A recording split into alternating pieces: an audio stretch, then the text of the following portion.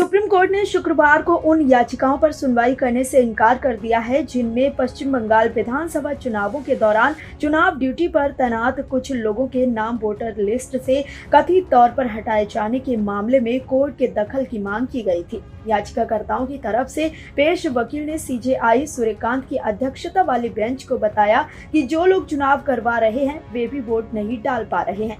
इस दौरान मुख्य न्यायाधीश सूर्यकांत ने पश्चिम बंगाल विधानसभा चुनाव के पहले चरण में 92% मतदान पर खुशी व्यक्त की है। याचिकाकर्ता की दलील पर सीजेआई ने कहा, कृपया इस समस्या को अपीलीय ट्रिब्यूनल के सामने उठाएं। हम हर रोज अपने आदेश नहीं बदल सकते। पीठ में शामिल जस्टिस जय माल्या बागची ने इस मामले पर टिप्पणी करते हुए कहा कि चाहे वे इस साल वोट डाल पाएं या नहीं, वोटर लिस्ट में उनका नाम बने रहने के अधिक अहम अधिकार की कोर्ट द्वारा जांच नहीं की जाएगी। मामले में वकील ने तर्क दिया कि चुनाव ड्यूटी के लिए जारी आदेश में ईपीआईसी यानी कि मतदाता फोटो पहचान पत्र नंबर का उल्लेख था, जिसे बाद में हटा दिया गया। अब चुनाव ड्यूटी पर तैनात लोग वोट नहीं दे सकते, ये स्पष्ट रूप से मनमाना है।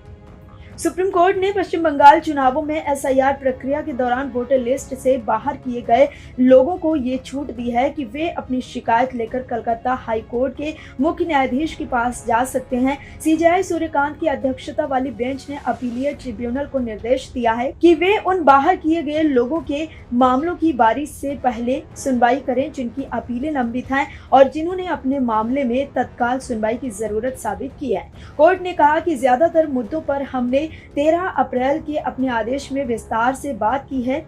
हम समझ सकते हैं कि रोजमर्रा के आधार पर मुद्दे उठ सकते हैं। हम याचिकाकर्ताओं और अन्य संबंधित पक्षों को ये छूट देते हैं कि वे प्रशासनिक पक्ष पर कलकत्ता हाईकोर्ट के मुख्य न्यायाधीश से संपर्क कर सकते हैं। इसी तरह अगर मामलों में न्यायिक दखल की जरूरत है तो वे हाईकोर्ट के मुख्य न्यायाधीश से संपर्क कर सकते हैं।